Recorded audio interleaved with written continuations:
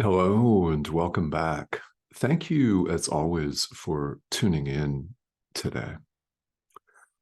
We're going to talk over the next few minutes about belief and experience and perception. Big, big topics.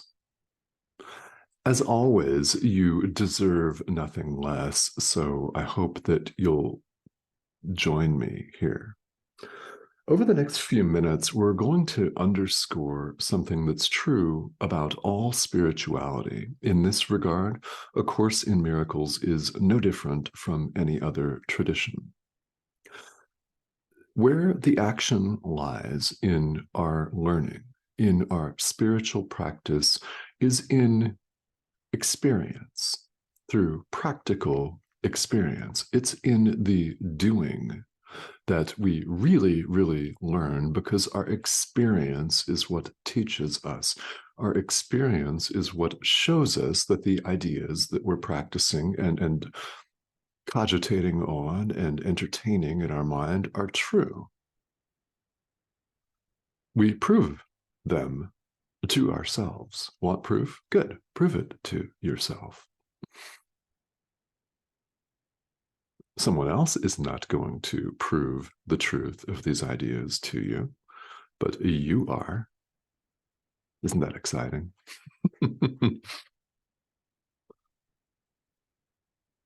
I mean, you may answer that question, yeah, actually it is, because I am in charge of the power of decision right here, right now. Yeah, you are.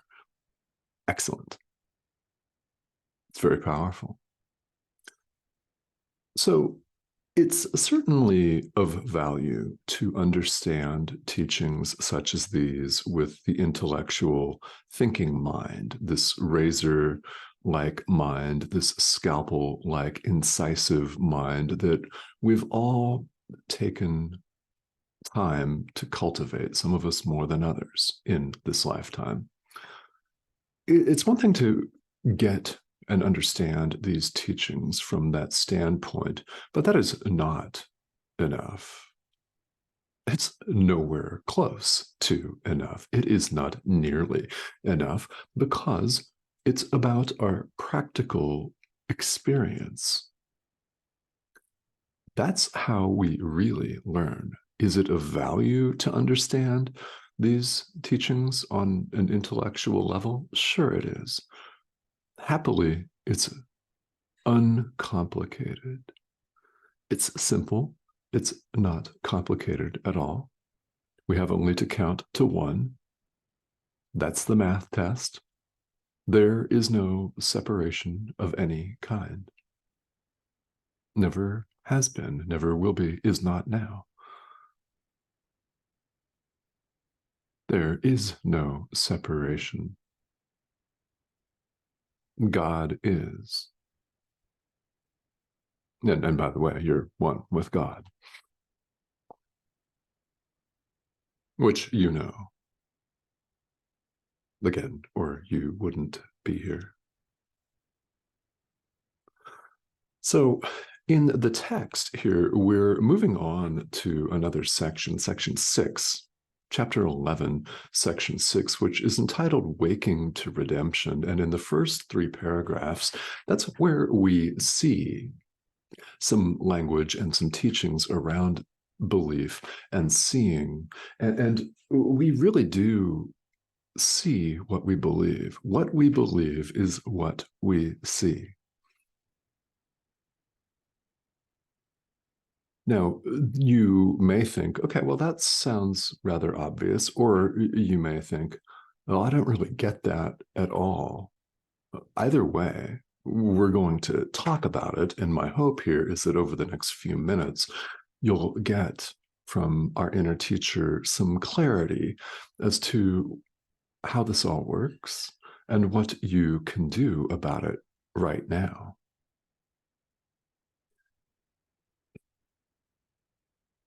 So we do see what we believe, and our perception of ourselves, our perception of the world, in other words, the way we see it, does not stabilize until our beliefs are stabilized.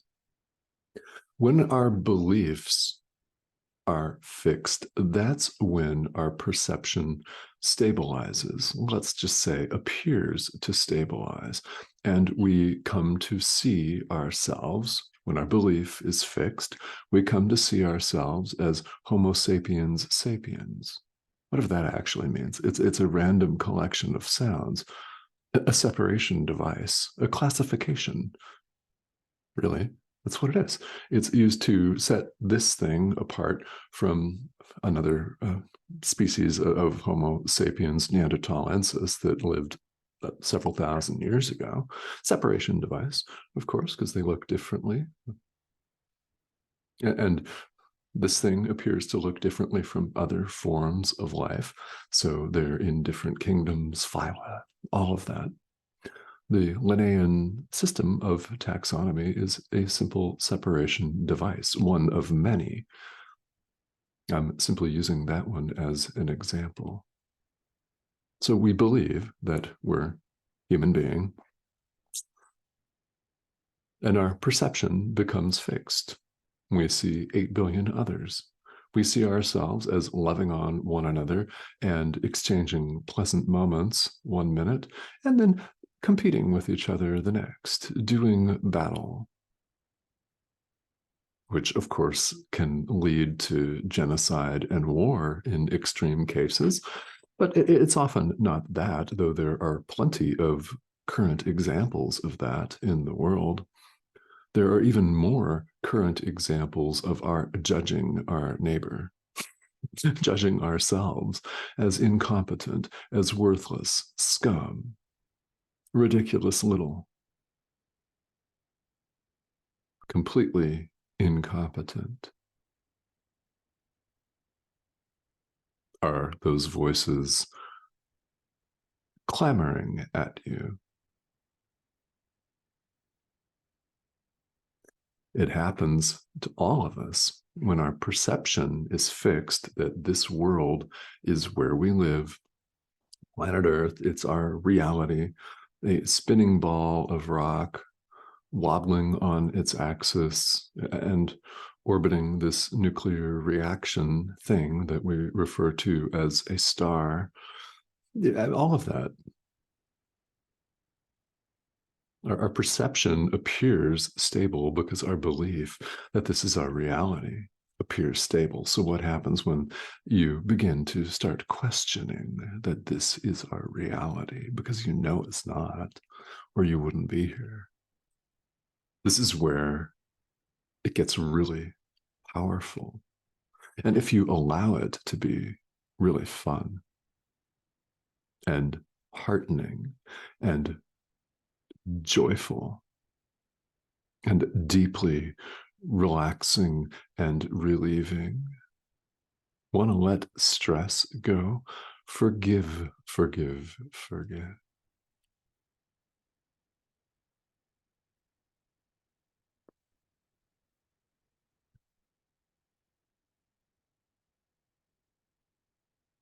See, we're told here, we're flat out told that this course is simple. It is. Why do we appear to find it difficult? If you appear to find it difficult, well, it's because you don't believe it. That's deeply unflattering to the ego. So what? I mean, if this is not simple, it's because you don't believe it. We introduce, all of us, we introduce all complications on our own. Truth simply is, it is the only reality. And it's very, very simple. We're the ones that don't believe that it's very simple. And we think that we have to go off and subdivide it, break it down into little piecemeal, little understandable parts. What we really do is not understand anything at all. We create further confusion and heap further layers of confusion upon further layers of confusion. And it's not necessary.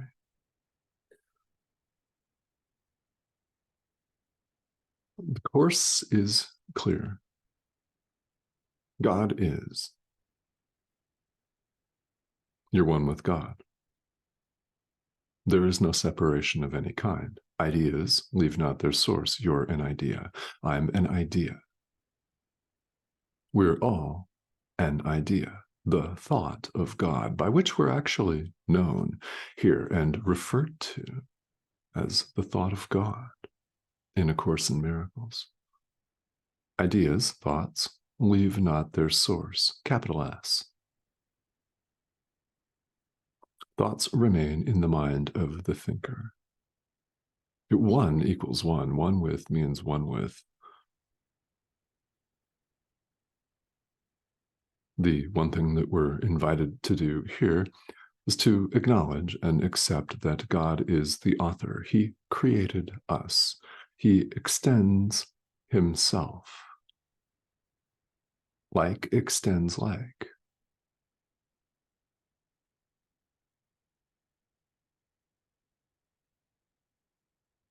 In these videos, I'm called to pause after statements such as that because it's important that you think about that yourself. If you're doing the verbal math here, good. You're meant to. If you're asking the question, who am I? Good. You're meant to, and you know. One with means one with. What are you? Where are you? Again. It's this obviousness that we become mortally afraid of and run from. So, what we need when we're afraid of the brilliance and magnificence of reality, of truth, in other words, when you're afraid of your own brilliance and magnificence and limitlessness and joy and love, what we all need is what looks to be and appears to be a gentle and a gradual program, a process of awakening. So enter this course.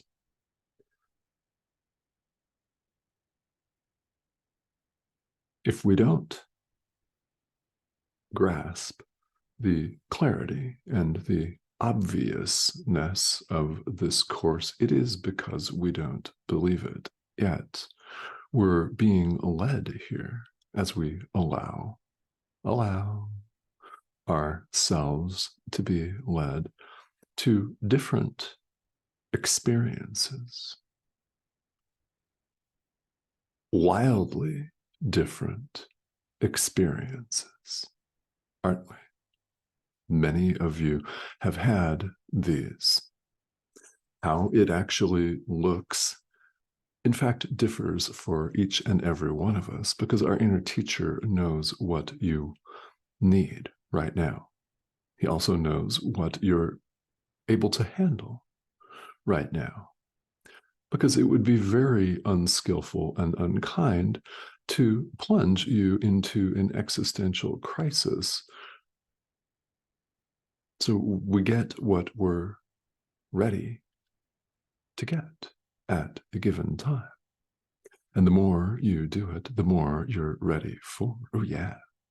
That's where it becomes really mind-blowing and really fun and beautiful and really cool.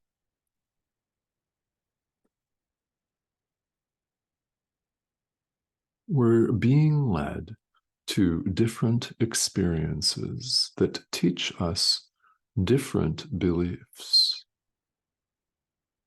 I am not a body. I am free, for I am still as God created me. For example, this isn't me. I'm limitless. So are you. Tell yourself this. Yeah, we all are. So these different experiences lead us to different beliefs, which in turn lead to a different perception. That's how this course works.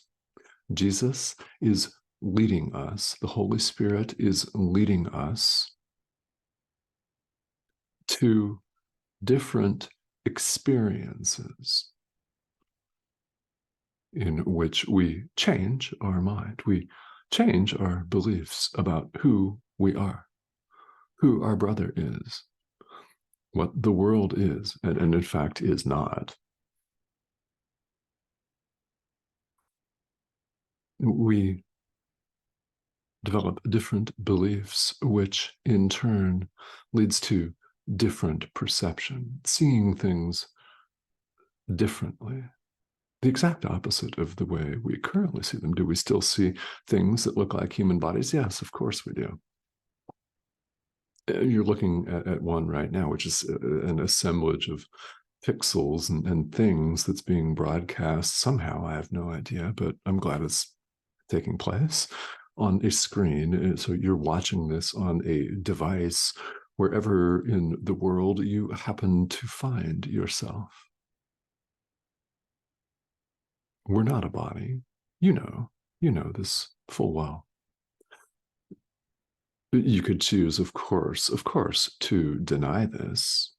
And we all have, or we wouldn't still appear to be here as one of them. Yeah. It's these different experiences, these holy instants, these glimpses, these heartening moments where we recognize that what used to disturb us in the past no longer disturbs us at all.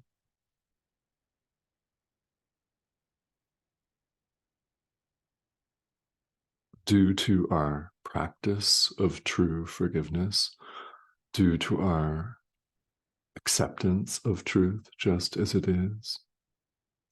Through our practical application, we have different experiences, which lead us to different beliefs about ourselves, to different beliefs about truth and reality, which lead to a different perception. It is to this completely changed and clarified perception that this course leads us. We are learning to see things as they are, as they really are, not the way that we have made them. It's bringing about, if you want to look at it this way, a perceptual 180, a complete change.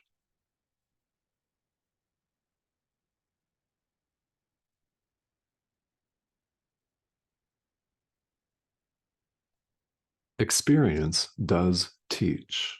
And that's what the Holy Spirit is using. It's what Jesus is using and leading us to here. Experience, which teaches us the way things really are.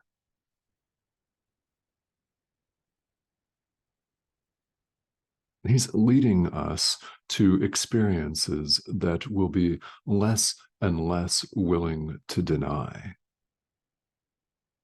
It will become more and more clear and crystal clear and obvious.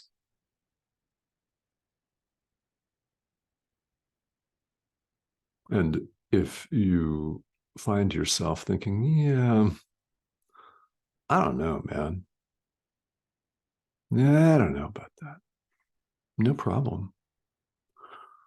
Yours is the present moment power of choice and decision. You could choose to follow the thought system of the Holy Spirit, or you could choose the ego and separation and the same old, which doesn't serve you and it does not satisfy you. If it did, you'd be watching something else on YouTube, because we all know there's a lot of other content out there. But here you are. Very important. We can use this present moment power to choose truth or illusion. We could choose to allow the Holy Spirit to run the show. We could choose to accept truth just as it is, or we could run off and hide. We could close up and deny that this course has anything of value to teach us ever, ever, ever. And should you choose to do that, nobody is going to stop you.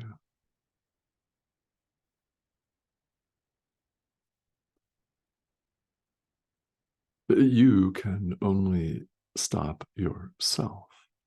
You can only choose awakening yourself.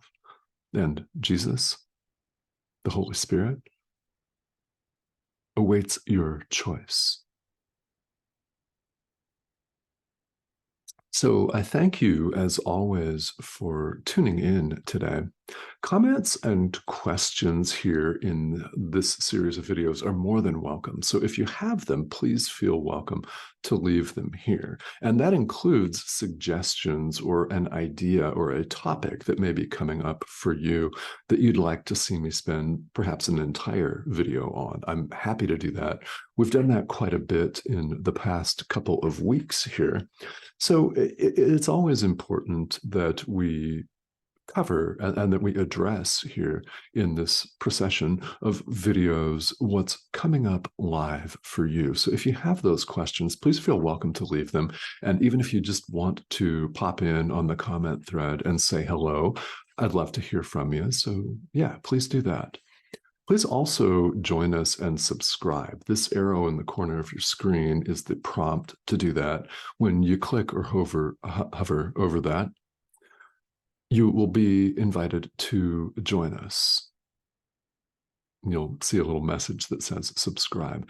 And go ahead and join us here. What we have is several videos each week.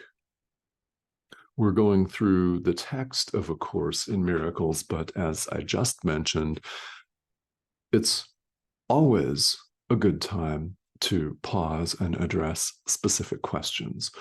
So again, if you've got them, please leave them. Thank you for joining me, and I will see you very soon.